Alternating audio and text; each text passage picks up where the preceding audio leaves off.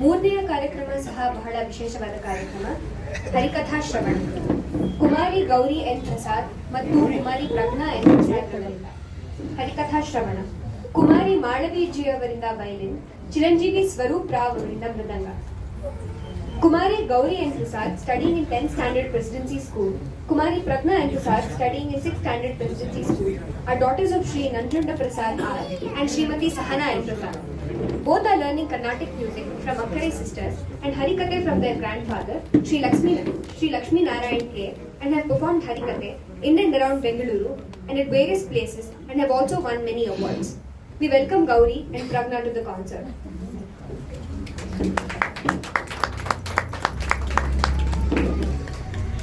Kumari Madhaviji is the second daughter of a musical couple, worldly renowned Khanjara Vidwan Sri Guru Prasanna Ji and Vidushi Srimati Pallavi Guru Prasanna. She started to learn vocal at the age of 5 from her mother and later continued to learn Hindustani classical vocal from Vidwan Sri Abhijit Chenoy sir and Carnatic violin from Vidwan Sri H.K. Venkatram sir. She is currently pursuing Carnatic music vocal from Vidushi Srimati Kalavati Avadhut Madam. She started her musical journey by performing at the 60th of late Vidwan Sri Harishankar sir at the age of 6. She performed at various prestigious occasions in both prestigious platforms in both vocal and violin, including the Samatva Foundation, Pratyarpana Foundation, the 50th year Ganakala Parishad, Putpatti Patti Yatra 2023, Sundaram Fine Arts Chennai, to name a few. She also performs violin duet concerts with her sister. She has won many prizes for vocal and instrumental competitions in the sub-junior and junior category. In the sub-junior category, she has won the first place for Vidyesha Vaibhava Online Vocal Competition 2021, second place for Annamacharya Kritis of prestigious Shravya Season 3 competition conducted by Padma Bhushana Sangeeta Kalanidhi, Dr. Sudha Raghunathan 2021, to name a few. In the junior category, she secured the first prize for Veene Shishana competitions, Bengaluru Gayana Samaja 2022, first place for devotional, second place for classical music for Nagadindu Chinmaya Vishwavidyapitha, Pune Gurgaon 2022. She is also the winner of SAPA Star for both Indian classical and semi-classical vocal for senior category and also a grand prize winner of the Times NIE Spotlight competition in association with SAPA 2024. She is one of the 635 shortlisted candidates of the country and 11 shortlisted candidates of the Carnatic music category of Karnataka for the prestigious CCRT scholarship, Ministry of Culture for 2023-24.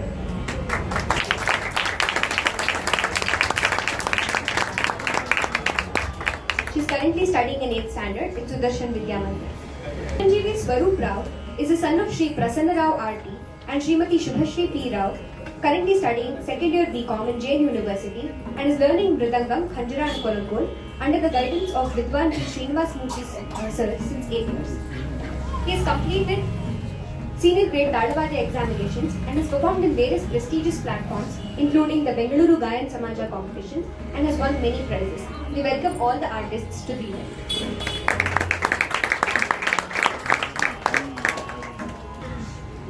Bharat Ratna MS Subbulakshmi ಅವರ ಹರಿಕತೆಗೆ ತಮ್ಮೆಲ್ಲರಿಗೂ ಸುಸ್ವಾಗತ. ಬಾಲಕಿಯರಾದ ನಮ್ಮಿಬ್ಬರ ಇಂದಿನ ಪ್ರಯತ್ನಕ್ಕೆ ತಮ್ಮೆಲ್ಲರ ಆಶೀರ್ವಾದವು ಬಹಳ ಮುಖ್ಯವಾದದ್ದು. ತಮ್ಮೆಲ್ಲರಿಗೂ ದಸರಾ ಹಬ್ಬದ ಹಾರ್ದಿಕ ಶುಭಾಶಯಗಳು. ದಸರಾ ಎಂದರೆ ನಾಡದೇವಿಯಾದ ಚಾಮುಂಡೇಶ್ವರಿಯ ಹಬ್ಬ. ದಸರಾ ಎಂದರೆ ವಿದ್ಯಾಧಿದೇವತೆಯಾದ ಸರಸ್ವತಿಯ ಹಬ್ಬ. ಹಾಗೂ ದಸರಾ ಎಂದರೆ ನಾರಿ ಶಕ್ತಿಯನ್ನು ಆರಾಧಿಸುವ ಹಬ್ಬ. ಹಾಗಾಗಿಯೇ ನಾವು ನಾರಿ ಶಕ್ತಿ ಎಂದು ಭಾವಿಸಿರುವ ನಮ್ಮ MS ಸುಬ್ಬಲಕ್ಷ್ಮಿ ಅವರ ಹರಿಕತೆಯನ್ನು ನಾವಿಂದು ಪ್ರಸ್ತುತಪಡಿಸುತ್ತಿದ್ದೇವೆ. ಈಗ ನಮ್ಮ ಹರಿಕತೆಯನ್ನು ಒಂದು ಹಾಡಿಂದ ಶುರು ಮಾಡೋಣ. ನಾವು ಸುಪ್ರಸಿದ್ಧ ಹರಿದಾಸರಾದ ಅಣ್ಣಮ್ಮಾಚಾರ್ಯರ ಒಂದು ಕೀರ್ತನೆಯನ್ನು ಹಾಡ್ತೀವಿ. ಇದನ್ನು ಸ್ವಯಂ MS ಸುಬ್ಬಲಕ್ಷ್ಮಿ ಅವರೇ ಹಾಡಿ ಜನಪ್ರಿಯಗೊಳಿಸಿದ್ದಾರೆ.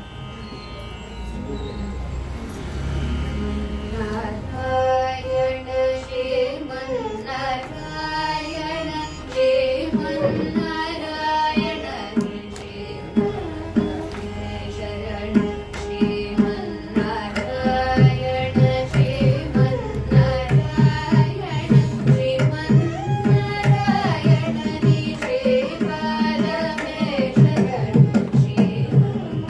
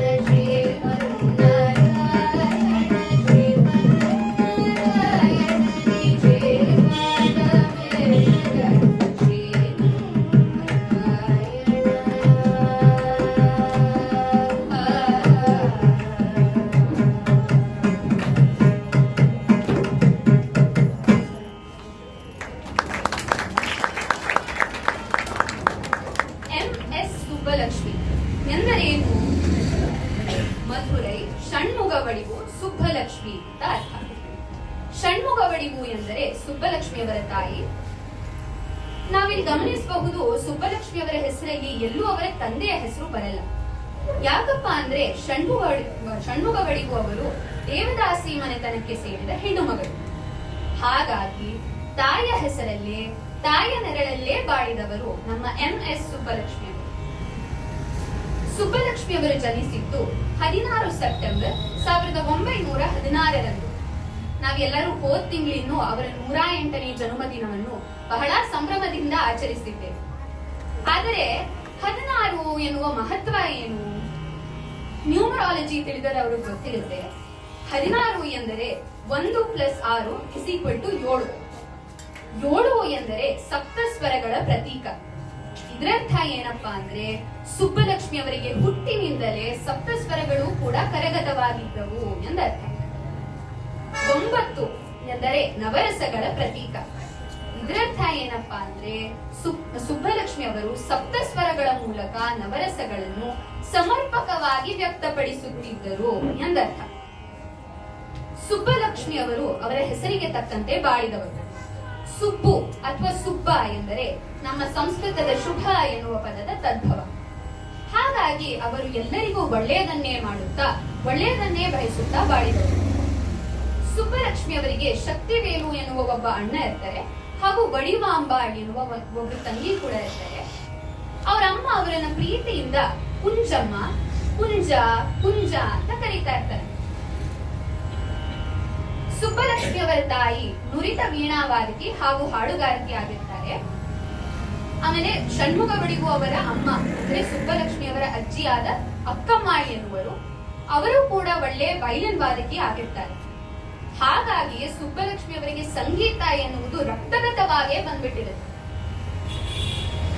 ಮನೆಯೇ ಮೊದಲ ಪಾಠಶಾಲೆ, ಜನನಿ ತಾನೇ ಮೊದಲ ಗುರುವು, ಜನನಿಯಿಂದ ಪಾಠ ಕಲಿತ ಜನರು ಧನ್ಯರು ಎಂಬುವ ಕುವೆಂಪುರವರ ಕವನ ಸುಬ್ಬಲಕ್ಷ್ಮಿಯವರ ಜೀವನಕ್ಕೆ 100ಕ್ಕೆ 100 ಸರಿ. ಸುಬ್ಬಲಕ್ಷ್ಮಿಯವರು ಪುಟ್ಟವರಾಗಿರುವಾಗ ಷಣ್ಮುಖವಡಿವು ಅವರಿಗೆ ಹೇಗೆ ಸಂಗೀತ ಪಾಠವನ್ನು ಆರಂಭ ಮಾಡಿದರು? ಶ್ರೀ ಗಣನಾಥ ಸಿಂಧೂರಾವರ್ಣ ಕರುಣ ಸಾಗರ ಗರಿವದನ ನಂಬೋದರ ಭೂಮಿಗರ ಅಂಬಾಸುಧ ಅಮರ ವಿನುತ ನಂಬೋದರ ಭೂಮಿಗರ ಸಿಗ್ಗಜಾರಣ ಗಣ ಸೇವಿತ ಸಿದ್ಧಿ ವಿನಾಯಕ ದೇ ನಮೋ ನಮೋ ನಂಬೋದರ ಭೂಮಿಗರ ಸಕಲ ವಿದ್ಯಾಧಿ ಪೂಜಿತ ಸರ್ವೋತ್ತಮ ದೇ ನಮೋ ನಮೋ ನಂಬೋದರ ಭೂಮಿಗರ ಅಂಬಾಸುಧ ಅಮರ ವಿನುತ ನಂಬೋದರ ಭೂಮಿಗರ.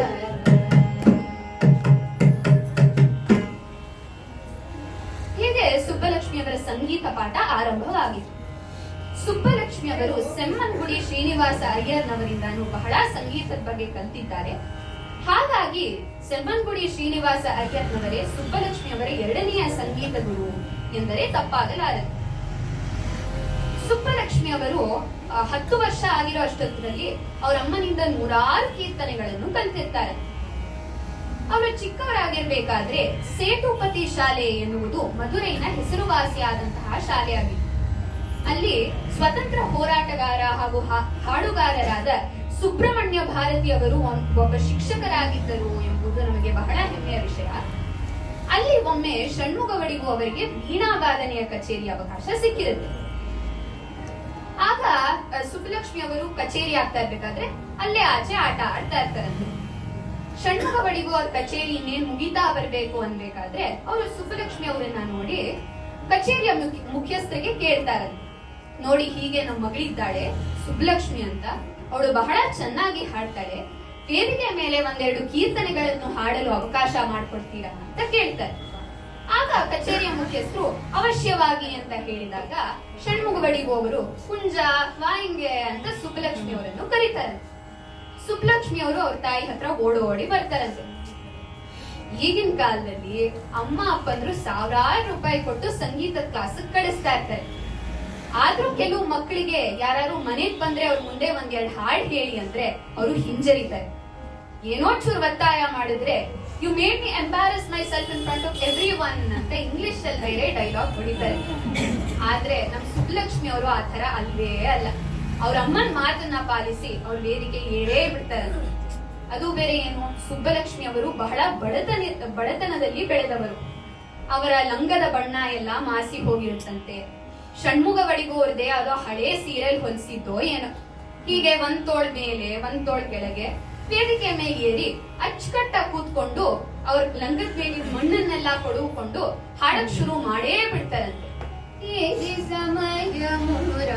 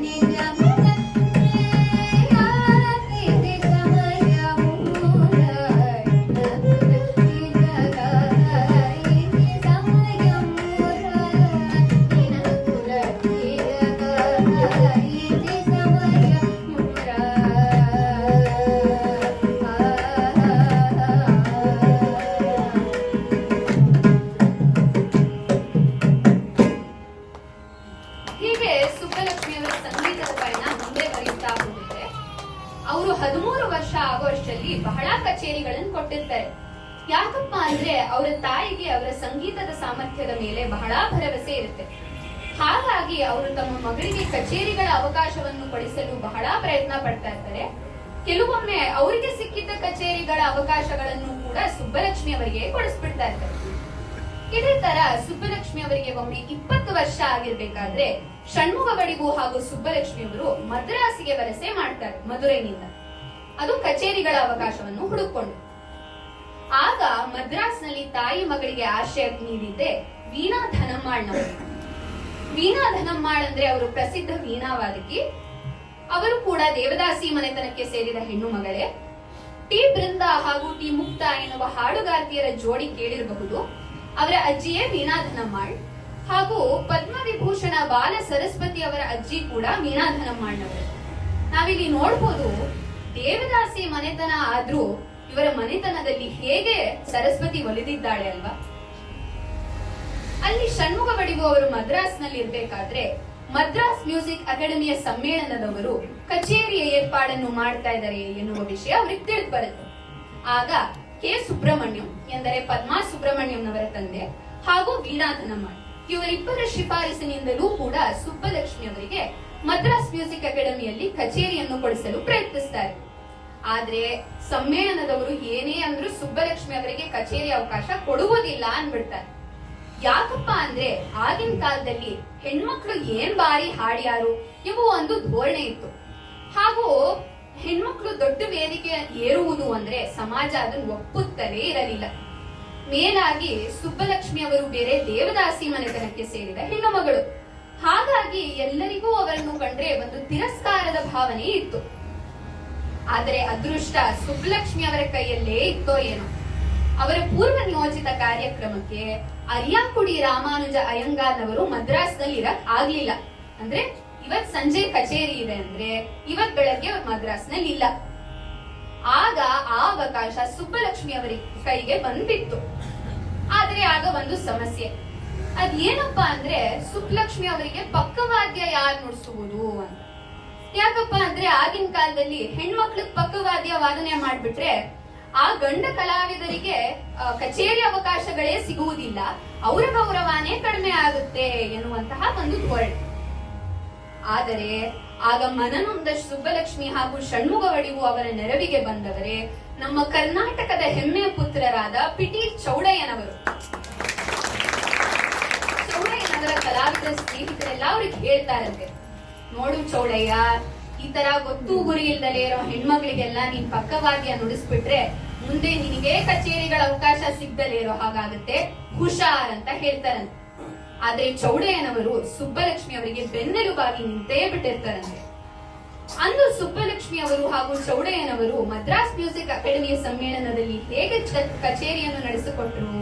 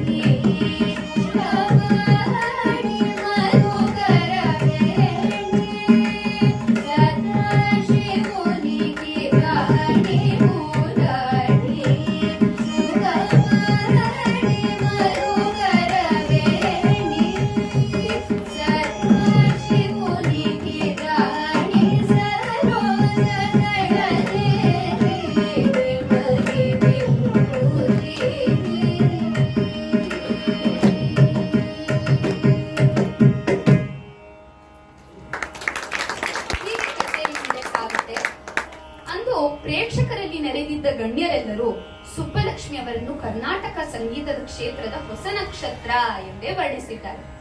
ಹಾಗೂ ವೀರ ಸಾಂಬಶಿವ ಅಯ್ಯರ್ ಎನ್ನುವೊಬ್ಬರು ಸುಬ್ಬಲಕ್ಷ್ಮಿ ಅವರಿಗೆ ಅಮ್ಮನವರ ಮಾಣಿಕ್ಯ ವೀಣೆ ನಿನ್ನ ಕೊರಳಿನಲ್ಲೇ ಇದೆ ಎಂದು ಹೇಳಿದ್ದಾರೆ. ಸುಬ್ಬಲಕ್ಷ್ಮಿ ಅವರ ಈ ಕಚೇರಿ ಆದ ಮೇಲೆ ಹಲವಾರು ಪತ್ರಕರ್ತರು ಅವರ ಸಂದರ್ಶನವನ್ನು ಬಯಸುತ್ತಾ ಅವರ ಭೇಟಿಗಾಗಿ ಮುಂದೆ ಬರ್ತಾರೆ. ಅಂತಹ ಒಬ್ಬರು ಪತ್ರಕರ್ತರು ಸದಾಶಿವಂ ಎನ್ನುವ ಒಬ್ಬರು. ಸದಾಶಿವಂ ರವರು ಅವರ ಪತ್ರಿಕೆಯಲ್ಲಿ ಸುಬ್ಬಲಕ್ಷ್ಮಿ ಅವರ ಸಂದರ್ಶನವನ್ನು ಪ್ರಕಟಿಸಿ ಅವರೊಡನೆ ಒಳ್ಳೆ ಸ್ನೇಹಿತರು ಕೂಡ ಆಗಿರ್ತಾರೆ. ಅಷ್ಟರಲ್ಲೇ ಷಣ್ಮುಗ ಒಡಿವು ಅವರು ಸುಬ್ಬಲಕ್ಷ್ಮಿ ಅವರಿಗೆ ಒಂದು ಒಳ್ಳೆಯ ಗಂಡನ್ನು ಹುಡುಕಿ ಮದುವೆ ಮಾಡಬೇಕು ಅಂತ ನಿಶ್ಚಯಿಸ್ತಾರೆ. ಹಾಗಾಗಿ ಅವರು ಸುಬ್ಬಲಕ್ಷ್ಮಿ ಅವರನ್ನು ಕರ್ಕೊಂಡು ಮದ್ರಾಸ್ನಿಂದ ಮಧುರೈಗೆ ವಾಪಸ್ ಬರ್ತಾರೆ. ದೇವದಾಸಿ ಮನೆತನಗಳಲ್ಲಿ ಮದುವೆಗಳು ಅಂದ್ರೆ ನಮ್ಮನೆಗಳ ತರ ಅಲ್ಲ. ಅವ್ರ ಮನೆತನದಲ್ಲಿ ಗೆಜ್ಜೆ ಪೂಜೆಯ ಮದುವೆ. ತಾವೆಲ್ಲರೂ ನೋಡಿರಬಹುದು, 70ರ ದಶಕದಲ್ಲಿ ಪುಟ್ಟಣ್ಣ ಕನಗಲ್ನವರು ನಿರ್ದೇಶಿಸಿದ ಸಿನಿಮಾ ಗೆಜ್ಜೆ ಪೂಜೆ ಅಂತ. ಅದರಲ್ಲಿ ಕಲ್ಪನಾರವರು ನಟನೆಯನ್ನು ಮಾಡಿದ್ದಾರೆ. ಹಾಗೆ ಗೆಜ್ಜೆ ಪೂಜೆ ನಡೆಸುವುದು ದೇವದಾಸಿ ಮನೆತನಗಳಲ್ಲಿ. ಅದು ಆಗಿನ ಕಾಲದಲ್ಲಂತೂ ಯಾವ ಗಂಡು ಅವನು ಎಂಥವನು, 1ನೇ ಮದ್ವೆನೋ 2ನೇ ಮದ್ವೆನೋ ಏನು ನೋಡ್ತಾ ಇರ್ಲಿಲ್ವಂತೆ. ಒಳ್ಳೆ ಶ್ರೀಮಂತ ಕುಟುಂಬದವನಾಗಿದ್ರೆ ಅವರಿಗೆ ಅವ್ರ ಮಕ್ಕಳನ್ನ ಕೊಟ್ಟು ಮದ್ವೆ ಮಾಡೇ ಬಿಡ್ತಾ ಇದ್ರಂತೆ. ಇದು ಸುಬ್ಬಲಕ್ಷ್ಮಿ ಅವರಿಗೆ ಒಪ್ಪಿಗೆ ಇರುವುದೇ ಇಲ್ಲ. ಅವರು ಹೇಳ್ತಾರಂತೆ, ನೋಡಿ ಅಮ್ಮ, ನಾನು ಸಂಗೀತದಲ್ಲಿ ಮುಂದೆ ಬರ್ಬೇಕು ಅಂತ ಇದ್ದೀನಿ. ನೀವು ನನಗೆ ಗೆಜ್ಜೆ ಪೂಜೆ ಮಾಡಿಸ್ಬೇಡಿ, ನನಗೆ ಒಪ್ಪಿಗೆ ಇಲ್ಲ ಅಂತ ಹೇಳ್ತಾರೆ. ಆದ್ರೆ ಷಣ್ಮುಖ ಬಡಿಯುವವರು ಸುಬ್ಬಲಕ್ಷ್ಮಿ ಅವರ ಮಾತನ್ನು ಏನೇ ಅಂದ್ರೂ ಕೇಳೋದಿಲ್ಲ. ಹಾಗಾಗಿ ಸುಬ್ಬಲಕ್ಷ್ಮಿಯವರು ರಾತ್ರೋರಾತ್ರಿ ಯಾರಿಗೂ ಹೇಳದಲೆ ಮಧುರೈನಿಂದ ಮದ್ರಾಸಿಗೆ ರೈಲನ್ನು ಹತ್ತಿ ಹೊರಟೇ ಬಿಡ್ತಾರೆ. ಎಲ್ಲಿ ಸಿನಿಮಾ ಜೀವನದಲ್ಲಿ ಕಲ್ಪನಾರವರು ಸೋತರೋ ಅಲ್ಲಿ ನಿಜ ಜೀವನದಲ್ಲಿ ಸುಬ್ಬಲಕ್ಷ್ಮಿಯವರು ಗೆದ್ದರು. ಆದ್ರೆ ಅಂದು ಗೆದ್ದಿದ್ದು ಬರೀ ಸುಬ್ಬಲಕ್ಷ್ಮಿಯವರು ಮಾತ್ರ ಅಲ್ಲ, ಅಂದು ಗೆದ್ದಿದ್ದು ಭಾರತ ದೇಶದ ಎಲ್ಲಾ ಹೆಣ್ಣು ಮಕ್ಕಳ ಗೌರವ ಕೂಡ. ಸುಬ್ಬಲಕ್ಷ್ಮಿ ಅವರು ಮದ್ರಾಸಿಗೆ ಹೋಗಿ ಮೊದಲು ಬಾಗಿಲು ತಟ್ಟಿದ್ದೆ ಸದಾಶಿವಂರವರ ಮನೆಯಲ್ಲಿ. ಸದಾಶಿವಂರವರಿಗೆ ಆಗ್ಲೇ ಆಗ ಒಂದು ಮದ್ವೆ ಆಗಿರುತ್ತೆ, ಇಬ್ರು ಹೆಣ್ಮಕ್ಳು ಕೂಡ ಇರ್ತಾರೆ. ಆದ್ರೂ ಕೂಡ ಅವರು ಹಿಂಜರಿಯದೆ ಸುಬ್ಬಲಕ್ಷ್ಮಿ ಅವರಿಗೆ ಅವರ ಮನೆಯಲ್ಲಿ ಆಶ್ರಯ ನೀಡ್ತಾರೆ. ಸದಾಶಿವಂರವರಿಗೆ ಸುಬ್ಬಲಕ್ಷ್ಮಿ ಅವರ ದೈವಿಕ ಸೌಂದರ್ಯ ಹಾಗೂ ಸಂಗೀತದ ಸಾಮರ್ಥ್ಯದ ಬಗ್ಗೆ ತಿಳಿದಿರುತ್ತೆ. ಹಾಗಾಗಿ ಸುಬ್ಬಲಕ್ಷ್ಮಿ ಅವರನ್ನು ಒಂದು ನಟಿಯನ್ನಾಗಿಸಬೇಕು ಅಂತ ಇಚ್ಛಿಸ್ತಾರೆ. ಇದಕ್ಕಾಗಿ ಅವರು ಒಂದು ಸಿನಿಮಾದ ನಿರ್ಮಾಣವನ್ನು ಕೈಗೊಳ್ತಾರೆ. ಅದ್ ಯಾವ ಸಿನಿಮಾನಪ್ಪ ಅಂದ್ರೆ ಶಾಕುಂತಲೆ. ತಮಗೆಲ್ಲರಿಗೂ ಗೊತ್ತಿರಬಹುದು, ಅಭಿಜ್ಞಾನ ಶಾಕುಂತಲೆ ಅಂದ್ರೆ ಸಂಸ್ಕೃತದ ಮೇರುಕವಿಯಾದ ಕಾಳಿದಾಸರ ಒಂದು ನಾಟಕ. ಶಾಕುಂತಲೆಯ ಕಥೆ ಏನಪ್ಪಾ ಅಂದ್ರೆ, ಅವಳಿಗೆ ಇಬ್ರು ಪ್ರಿಯ ಸಖಿಯರಿರ್ತಾರೆ, ಅನ್ಸೂಯ ಹಾಗೂ ಪ್ರಿಯಂವದೆಯರು ಅಂತ. ಅವರಿಬ್ಬರೊಡನೆ ಅವಳು ಉದ್ಯಾನವನದಲ್ಲಿ ನಡೆದಾಡ್ತಾ ಇರ್ಬೇಕಾದ್ರೆ ಅವಳ ಪ್ರಿಯತಮನ ನಿರೀಕ್ಷೆಯಲ್ಲಿ ಅವಳು ಒಂದು ಹಾಡನ್ನು ಹಾಡ್ತಾಳೆ. ಎಂದನಿಗದೆ ತೋಲು ಕಣ್ಣು ದೇವರೆಲ್ಲ, ಎಂದನಿಗದೆ ತೋಲು ಕಣ್ಣು ದೇವರೆಲ್ಲ, ಇன்பಂ ಬರುವರನ್ನೇ ಸೊಳ್ಳೆ ಸೊಳ್ಳೆ ಸೊಳ್ಳಿಗೆ, ಇன்பಂ ಬರುವರನ್ನೇ ಸೊಳ್ಳೆ ಸೊಳ್ಳೆ ಸೊಳ್ಳಿಗೆ, ನೆನ್ನೆತ್ತವರ ಮಲರ್ ಕಂಡಂ ಗವರನರು, ನೆನ್ನೆತ್ತವರ ಮಲರ್ ಕಂಡಂ ಗವರನರು, ನೆನ್ಪರುಗೆ ಚುರನುಂಟು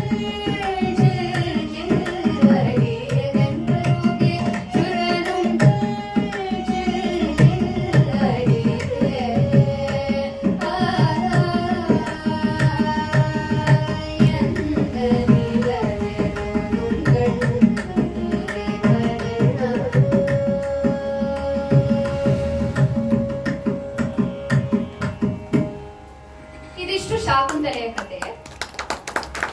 ಈ ಸಿನಿಮಾದಲ್ಲಿ ದುಷ್ಯಂತನ ಪಾತ್ರವನ್ನು ವಹಿಸಿದ್ದವರು ಸುಪ್ರಸಿದ್ಧ ಹಾಡುಗಾರರಾದ ಜಿ.ಎನ್. ಬಾಲಸುಬ್ರಹ್ಮಣ್ಯಂ.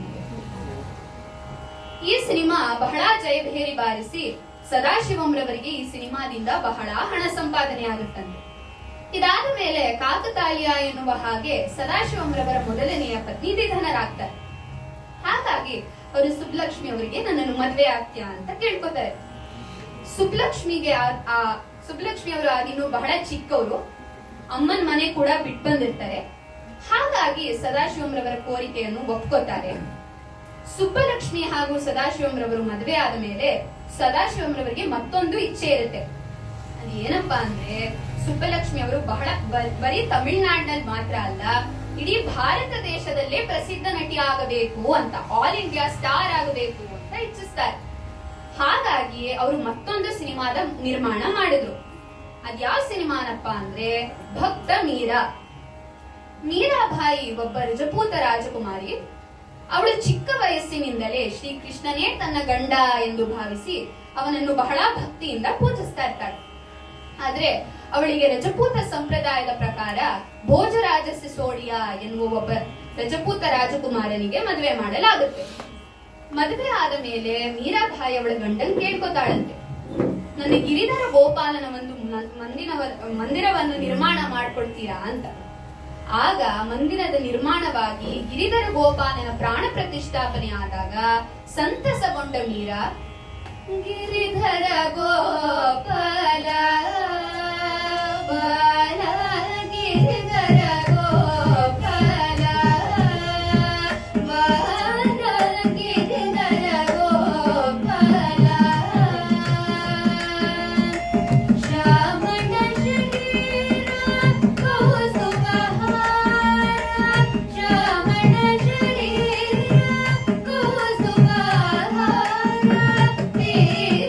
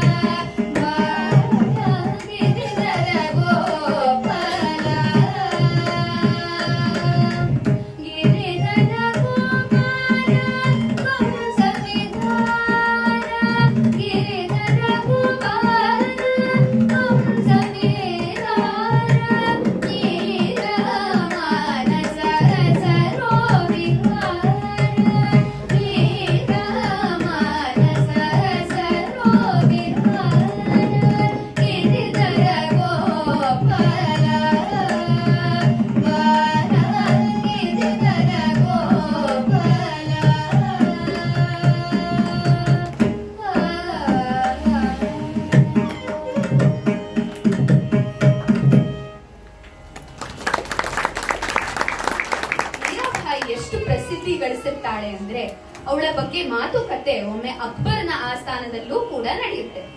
ಆ ಒಂದು ಕತೆ ಈಗ ಪ್ರಜ್ಞಾ ತಮಗೆ ಹೇಳ್ತಾರೆ. ತಾನ್ಸೇನ್ ಎನ್ನುವ ದೊಡ್ಡ ಸಂಗೀತಗಾರ ಅಕ್ಬರನ ಆಸ್ಥಾನಕ್ಕೆ ಬಂದು ಒಂದು ಕೃಷ್ಣನ ಮೇಲೆ ಹಾಡು ಹೇಳ್ತಾನಂತೆ. ಅಕ್ಬರಿಗೆ ಅದನ್ನ ಕೇಳಿ ತುಂಬಾ ಸಂತೋಷ ಆಗುತ್ತಂತೆ. ತಾನ್ಸೇನಿಗೆ ಕೇಳ್ತಾನಂತೆ, ಅಕ್ಬರು ತಾನ್ಸೇನಿಗೆ ಕೇಳ್ತಾನಂತೆ, ಈ ಹಾಡನ್ನು ಯಾರು ರಾಗ ಸಂಯೋಜನೆ ಮಾಡಿದ್ದು, ಯಾರು ರಚಿಸಿದ್ದು ಅಂತ ಕೇಳಿದಾಗ ತಾನ್ಸೇನ್ ಹೇಳ್ತಾನಂತೆ, ಪಕ್ಕದ ರಾಜ್ಯದಲ್ಲಿ ಒಬ್ಳು ಮೀರಾಬಾಯಿ ಅಂತಿದ್ದಾಳೆ, ಅವಳೇ ಈ ಹಾಡನ್ನು ರಾಗ ಸಂಯೋಜನೆ ಮಾಡಿದ್ದು ಮತ್ತೆ ರಚಿಸಿದ್ದು ಅಂತ ಹೇಳಿದಾಗ ಅಕ್ಬರ್ ಕೇಳ್ತಾನಂತೆ, ಈ ಮಹಾತಾಯಿಯನ್ನು ನಮ್ಮ ಆಸ್ಥಾನಕ್ಕೆ ನಾಳೆ ಕರ್ಕೊಂಡ್ಬಂದು ಹಾಡ್ಸಕ್ಕಾಗುತ್ತಾ ಅಂತ ಕೇಳಿದಾಗ ತಾನ್ಸೇನ್ ಹೇಳ್ತಾನಂತೆ, ಅದು ಆಗ್ಲಾರದ್ ಮಾತು, ಅವಳು ಹೋಗಿ ಹೋಗಿ ರಾಜ್ಪೂತ ಮನೆತನದ ಸೊಸೆ ಆಗಿದ್ದಾಳೆ, ಅವಳು ಯಾತೇ ಬೇರೆಯವರ ಆಸ್ಥಾನಕ್ಕೆ ಬರಲ್ಲ ಅಂತ ಹೇಳ್ಬಿಡ್ತಾನಂತೆ. ಅಕ್ಬರಿಗೆ ಸ್ವಲ್ಪ ಬೇಸರ ಆಗುತ್ತಂತೆ. ಆದ್ರೆ ಅವನು ಮತ್ತೆ ಯೋಚಿಸಿ ತಾನ್ಸೇನಿಗೆ ಹೇಳ್ತಾನಂತೆ, ನಾವೇ ಅವಳು ಎಲ್ಲಿದ್ದಾಳೋ ಅಲ್ಲೇ ಹೋಗಿ ಅವಳ ಹಾಡನ್ನು ಕೇಳ್ಕೊಂಬರೋಣ ಅಂತ ಇಬ್ರು ನಿರ್ಧರಿಸ್ತಾರಂತೆ. ಬೆಳಗ್ಗೆ ಬಂದೇ ಬಿಡುತ್ತಂತೆ, ಸೂರ್ಯ ಉದಯಿಸ್ತಾನಂತೆ. ತಾನ್ಸೇನು ಅಕ್ಬರು ಇಬ್ರು ವೇಷ ಬದಲಾಯಿಸ್ಕೊಂಡ್ಬಿಟ್ಟು ಗಿರಿಧರ ಗೋಪಾಲನ ಮಂದಿರ ಕಟ್ಟಿಸ್ಕೊಂಡಿರ್ತಾಳಲ್ಲ ಅಲ್ಲಿಗೆ ಹೋಗಿ ಕೂತ್ಕೋತಾರಂತೆ. ಮೀರಾಬಾಯಿ ಅಲ್ಲಿ ತುಂಬಾ ಚೆನ್ನಾಗಿರುವ ಒಂದು ಕೃಷ್ಣನ ಮೇಲೆ ಹಾಡು ಹೇಳ್ತಾ ಇರ್ತಾಳಂತೆ. ಅದನ್ನ ಅಕ್ಬರ್ ಕೇಳಿ ತುಂಬಾ ಸಂತೋಷ ಪಡ್ಕೋತಾನಂತೆ. ಹಾಡ್ ಮುಗ್ದಾದ್ಮೇಲೆ ಅಕ್ಬರು ಮೀರಾಬಾಯಿ ಹತ್ರ ಹೋಗಿ ಒಂದು ಮುತ್ತಿನ ಹಾರವನ್ನು ಅವಳ ಕೈಗೆ ಕೊಟ್ಟು, ನೋಡಮ್ಮ, ನೀನು ತುಂಬಾ ಚೆನ್ನಾಗಿ ಹಾಡ್ದೆ, ಅದಕ್ಕೆ ಸಾಕ್ಷಾತ್ ಗಿರಿಧರ ಗೋಪಾಲನೇ ನನಗೆ ಬಂದು ಈ ಮುತ್ತಿನ ಹಾರವನ್ನು ಮೀರಾಬಾಯಿಗೆ ಕೊಡಿ ಅಂತ ಹೇಳಿದಾನೆ, ಅದಕ್ಕೆ ನಾನು ನಿನಗೆ ಕೊಡ್ತಾ ಇದ್ದೀನಿ ಅಂದಾಗ ಮೀರಾಬಾಯಿ ಹೇಳ್ತಾಳಂತೆ, ಇದು ನನ್ನ ಕೊರಳಿಗೆ ಸಲ್ಲದಲ್ಲ, ಇದು ಗಿರಿಧರ ಗೋಪಾಲನ ಕೊರಳಿಗೆ ಸಲ್ಲದು ಅಂತ ಗಿರಿಧರ ಗೋಪಾಲನ ಕೊರಳಿಗೆ ಆ ಮುತ್ತಿನ ಹಾರವನ್ನು ಅರ್ಪಿಸ್ಬಿಡ್ತಾಳಂತೆ. ಈ ಕಥೆಯಿಂದ ನಮಗೆ ಏನ್ ಗೊತ್ತಾಗುತ್ತಪ್ಪ ಅಂದ್ರೆ, ಮೀರಾಳ ಭಕ್ತಿ ಗಿರಿಧರ ಗೋಪಾಲನ ಮೇಲೆ ಎಷ್ಟಪ್ಪ ಅಂದ್ರೆ, ಅವಳಿಗೆ ಏನೇ ಸುಖ ಬರ್ಲಿ, ಏನೇ ಸಂಪತ್ತು ಬರ್ಲಿ, ಅದನ್ನ 2 ಮಾತು ಯೋಚಿಸ್ತಾರೆ, ಕೃಷ್ಣಾರ್ಪಣ ಮಸ್ತು ಅಂತ ಗಿರಿಧರ ಗೋಪಾಲನಿಗೆ ಅರ್ಪಿಸ್ಬಿಡ್ತಾ ಇದ್ರು. ಧನ್ಯವಾದಗಳು. ಇದಿಷ್ಟು ಮೀರಾಬಾಯಿಯ ಕತೆ.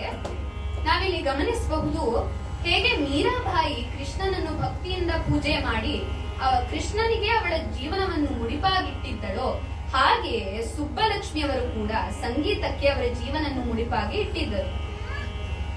ಮೀರಾಬಾಯಿ ಸಿನಿಮಾ ತಮಿಳ್ ಭಾಷೆಯಲ್ಲಿ ಮಾತ್ರ ಅಲ್ಲ, ಹಿಂದಿ ಭಾಷೆಯಲ್ಲೂ ಕೂಡ ನಿರ್ಮಾಣ ಆಗಿತ್ತು. 2 ಭಾಷೆಯಲ್ಲೂ ಕೂಡ ಸುಬ್ಬಲಕ್ಷ್ಮಿಯವರೇ ಮೀರಾಬಾಯಿಯ ಪಾತ್ರವನ್ನು ವಹಿಸಿದ್ರು.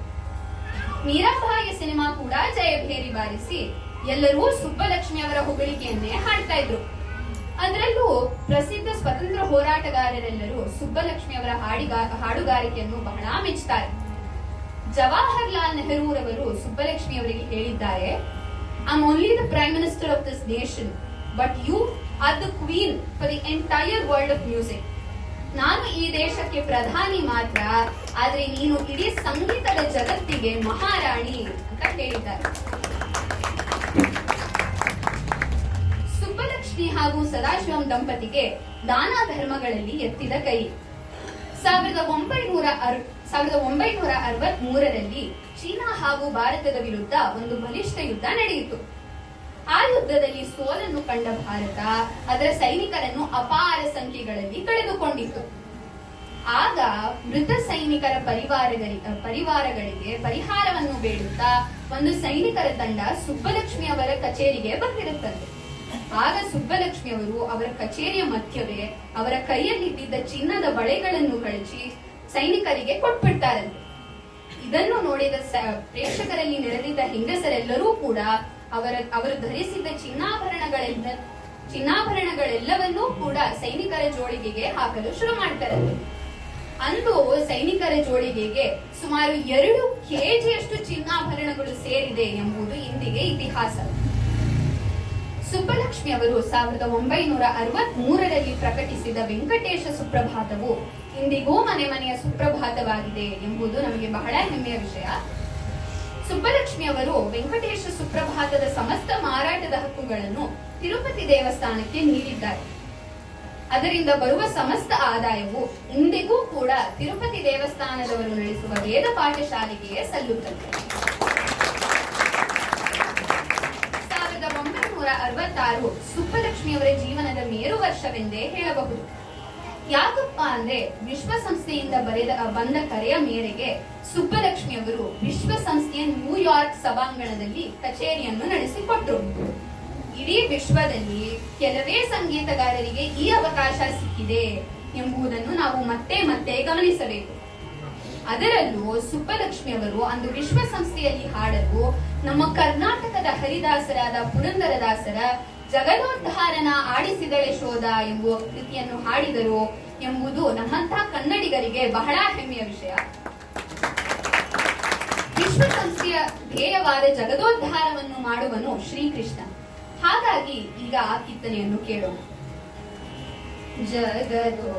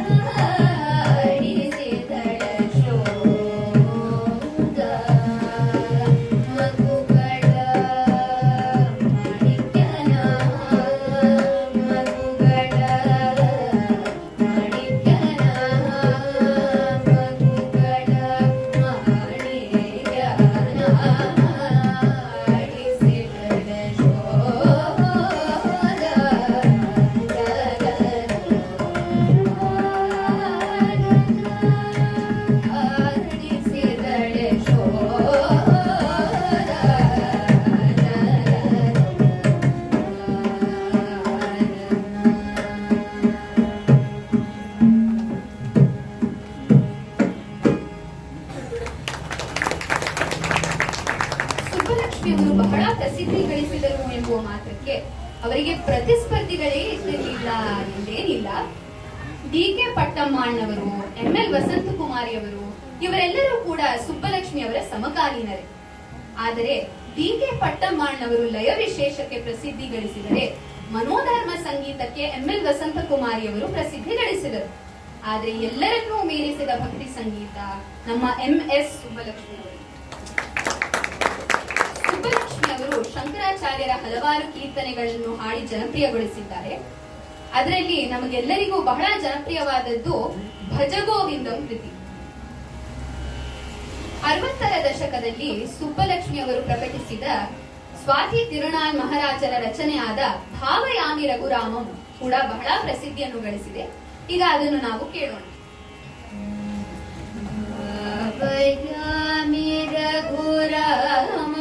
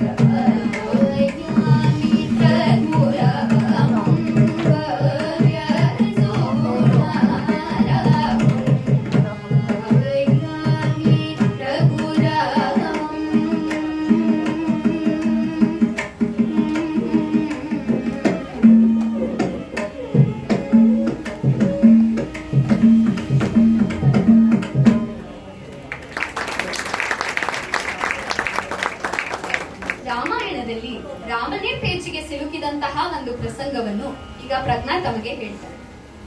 ರಾಮಾಯಣದಲ್ಲಿ ಯುದ್ಧದ ಸಂದರ್ಭ ಬಂದೇ ಬಿಡುತ್ತಂತೆ ಶ್ರೀರಾಮ ಅವನ ಕಪಿ ಸೈನ್ಯದೊಂದಿಗೆ ಲಂಕೆಗೆ ಹೋಗ್ಬೇಕು ಅಂತ ಸಮುದ್ರದ ಮಧ್ಯೆ ಒಂದು ಸೇತುವೆ ನಿರ್ಮಾಣ ಮಾಡಿಸ್ತಾ ಇರ್ತಾರಂತೆ. ಹನುಮಂತ ಎಲ್ಲಾ ಬಂಡೆಗಳ ಮೇಲೂ ರಾಮ ರಾಮ ಅಂತ ಬರೆದು ಅದನ್ನ ಸಮುದ್ರಕ್ಕೆ ಎಸ್ದಾಗ ಅದು ತೇರ್ಕೊಂಡು ಅದ್ರ ಜಾಗಕ್ಕೆ ಹೋಗಿ ಕೂತ್ಕೋತಾ ಇರುತ್ತಂತೆ. ಬೇರೆ ಕಪಿಗಳು ನೋಡ್ಬಿಟ್ಟು ಅವುಗಳು ಬಂಡೆಗಳ ಮೇಲೆ ರಾಮ ರಾಮ ಅಂತ ಬರೆದು ಆ ಬಂಡೆಗಳನ್ನು ಸಮುದ್ರಕ್ಕೆ ಎಸ್ದಾಗ ಅದು ತೇರ್ಕೊಂಡು ಅದ್ರ ಜಾಗಕ್ಕೆ ಹೋಗಿ ಕೂತ್ಕೊಳ್ಳುತ್ತಂತೆ. ಶ್ರೀರಾಮ ಇದನ್ನ ಒಂದು ದೂರದಿಂದ ನೋಡ್ತಾ ಇರ್ತಾನಂತೆ. ಅವನು ಒಂದ್ ಯೋಚನೆ ಬರುತ್ತಂತೆ, ಈ ಕಪಿಗಳು ನನ್ನ ಹೆಸರು ಬರೆದು ಆ ಬಂಡೆಗಳನ್ನು ಸಮುದ್ರಕ್ಕೆ ಎಸ್ದಾಗ ಅದು ತೇರ್ಕೊಂಡು ಅದ್ರ ಜಾಗಕ್ಕೆ ಹೋಗಿ ಕೂತ್ಕೋತಾ ಇದೆ. ನಾನೇ ಹೋಗಿ ಆ ಬಂಡೆಗಳನ್ನ ಎಸೆದ್ರೆ ಏನಾಗುತ್ತೆ ನೋಡೋಣ ಅಂತ ಶ್ರೀರಾಮ ಒಂದು ಜಾಗಕ್ಕೆ ಹೋಗ್ತಾನಂತೆ. ಯಾರಿಗೂ ಕಾಣಿಸ್ತಲೇ ಇರೋಂಗೆ ಒಂದು ಬಂಡೆಯನ್ನು ಸಮುದ್ರದ ಒಳಗೆ ಎಸಿತಾನಂತೆ. ಆದ್ರೆ ಅದು ಡುಬುಕ್ ಅಂತ ಅದು ಹೋಗುತ್ತಂತೆ. ಅದಕ್ಕೆ ಶ್ರೀರಾಮಗೆ ನಾಚಿಕೆ ಆಗುತ್ತಂತೆ. ಹನುಮಂತ ಇದನ್ನ ಒಂದು ದೂರದಿಂದ ನೋಡ್ತಾ ಇರ್ತಾನಂತೆ. ಶ್ರೀರಾಮ ಹನುಮಂತನ್ ಕೇಳ್ತಾನಂತೆ, ನೋಡು ಹನುಮ, ನೀವು ಕಪಿಗಳು ನನ್ನ ಹೆಸರು ಬರೆದು ಆ ಬಂಡೆಗಳನ್ನು ಸಮುದ್ರಕ್ಕೆ ಎಸ್ದಾಗ ಅದು ಅದ್ರ ಜಾಗಕ್ಕೆ ಹೋಗಿ ಕೂತ್ಕೊಳ್ತು. ಆದ್ರೆ ನಾನು ಸಾಕ್ಷಾತ್ ಶ್ರೀರಾಮನೇ ಆ ಬಂಡೆಗಳನ್ನ ಎಸ್ದಾಗ ಅದೇನಕ್ಕೆ ಮುಳುಗೋಯ್ತು ಅಂತ ಕೇಳಿದಾಗ ಹನುಮಂತ ಹೇಳ್ತಾನಂತೆ, ನೋಡಿ ಪ್ರಭು, ನೀವ್ ಆ ಬಂಡೆ ಕೈಯನ್ನು ಬಿಟ್ಬಿಟ್ರಿ, ಅದಕ್ಕೆ ಅದು ಮುಳುಗೋಯ್ತು. ಆ ತರಾನೇ ನಮ್ಮ ಕೈಯನ್ನು ಬಿಟ್ಟರೆ ನಾವುಗಳು ಜೀವನ ಎನ್ನುವ ಸಮುದ್ರದಲ್ಲಿ ಮುಳುಗೋಗ್ತೀವಿ. ಅದಕ್ಕೆ ನೀವು ನಮ್ಮ ಕೈಯನ್ನು ಯಾವತ್ತೂ ಬಿಡಬಾರ್ದು ಪ್ರಭು ಅಂತ ಕೈ ಕಾಗಿಸಿ ಕೈ ಕೊಟ್ಟು ಕೇಳ್ಕೊತಾನಂತೆ. ಈ ಕತೆ ನೀತಿ ಏನಪ್ಪಾ ಅಂದ್ರೆ, ಯಾವಾಗ ತನಕ ಶ್ರೀರಾಮ ನಮ್ಮ ಕೈಗಳನ್ನು ಭದ್ರವಾಗಿ ಹಿಡ್ಕೊಂಡಿರ್ತಾನೋ ನಾವುಗಳು ಆ ಬಂಡೆಗಳ ತರಾನೇ ತೇಲ್ತಾ ಇರ್ತೀವಿ. ಆದ್ರೆ ಯಾವ ಕ್ಷಣ ಶ್ರೀರಾಮ ನಮ್ಮ ಕೈಯನ್ನು ಬಿಡ್ತಾನೋ ನಾವು ಜೀವನ ಎನ್ನುವ ಸಮುದ್ರದಲ್ಲಿ ಮುಳುಗೋಗ್ತೀವಿ ಹೊರತು ಇನ್ನೇನೂ ಆಗಲ್ಲ. ಧನ್ಯವಾದಗಳು. ಹೀಗೆ ಸುಬ್ಬಲಕ್ಷ್ಮಿ ಅವರು ಪ್ರಕಟಿಸಿದ ಭಾವಯಾಮಿ ರಘುರಾಮನನ್ನು ಗಮನವಿಟ್ಟು ಕೇಳಿದ್ರೆ ರಾಮಾಯಣದ ಒಂದೊಂದು ಕಥೆಯು ನಮಗೆ ಕಣ್ಣಿಗೆ ಕಟ್ಟದ ಹಾಗೆ ಬರುತ್ತೆ. ಹೀಗೆ ಸುಬ್ಬಲಕ್ಷ್ಮಿಯವರ ಪಯಣ ಮುಂದೆ ಬರೆಯುತ್ತೆ. 1982ರಲ್ಲಿ ಸುಬ್ಬಲಕ್ಷ್ಮಿಯವರು ಸಾರ್ವಜನಿಕ ಕಾರ್ಯಕ್ರಮಗಳನ್ನು ಕೊಡುವುದನ್ನು ನಿಲ್ಲಿಸಿ ಮದ್ರಾಸ್ನಲ್ಲಿ ವಾಸಿಸತೊಡಗುತ್ತಾರೆ. 1997ರಲ್ಲಿ ಸುಬ್ಬಲಕ್ಷ್ಮಿಯವರ ಪತಿಯಾದ ಸದಾಶಿವಂನವರು ನಿಧನರಾಗ್ತಾರೆ. 1999ರಲ್ಲಿ ಅಟಲ್ ಬಿಹಾರಿ ವಾಜಪೇಯಿನವರು ನಮ್ಮ ದೇಶದ ಪ್ರಧಾನಿ ಆಗಿರ್ಬೇಕಾದ್ರೆ ಸುಬ್ಬಲಕ್ಷ್ಮಿ ಅವರಿಗೆ ಭಾರತ ರತ್ನ ದೊರಕುತ್ತೆ. ಸುಬ್ಬಲಕ್ಷ್ಮಿ ಅವರಿಗೆ ಭಾರತ ರತ್ನ ದೊರಕಿದ್ದರಿಂದ ಅವರ ಘನತೆ ಹೆಚ್ಚುವುದಿರಲಿ, ಸುಬ್ಬಲಕ್ಷ್ಮಿ ಅವರಿಗೆ ಭಾರತ ರತ್ನ ಸಿಕ್ಕಿದ್ರಿಂದ ಭಾರತ ರತ್ನದ ಘನತೆಯೇ ಹೆಚ್ಚಿತು ಎಂದರೆ ತಪ್ಪಾಗಲ್ಲ. 88 ವರ್ಷದ ತುಂಬು ಹಾಗೂ ಸಾರ್ಥಕ ಜೀವನವನ್ನು ನಡೆಸಿದ ಸುಬ್ಬಲಕ್ಷ್ಮಿ ಅವರು 2004ರಲ್ಲಿ ಪರಮಾತ್ಮನ ಪಾದವನ್ನು ಸೇರಿದರು. ಇದಿಷ್ಟು ನಮ್ಮ MS ಸುಬ್ಬಲಕ್ಷ್ಮಿ ಅವರ ಒಂದು ಸಂಕ್ಷಿಪ್ತವಾದ ಜೀವನ ಕಥೆ. ತಾವೆಲ್ಲರೂ ನಮ್ಮ ಹರಿಕಥೆಯನ್ನು ಕೇಳಿದ್ದಕ್ಕೆ ಹಾಗೂ ಆಶೀರ್ವಾದಿಸಿದ್ದಕ್ಕೆ ಬಹಳ ಧನ್ಯವಾದಗಳು.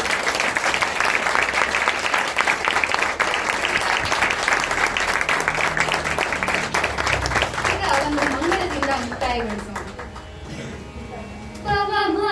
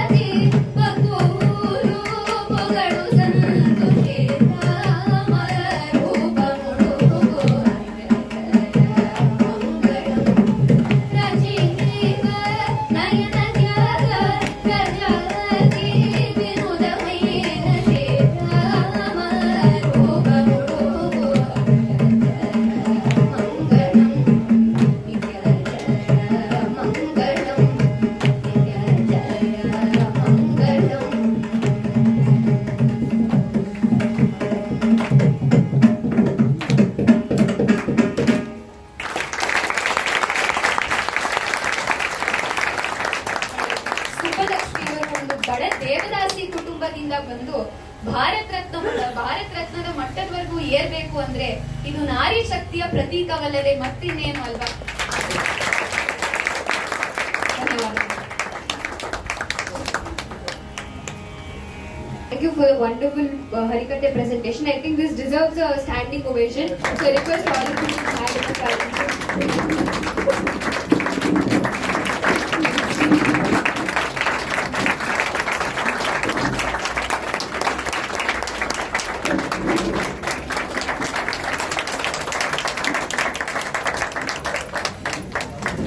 I would request Usha ma'am to hand over a token of appreciation to the artists.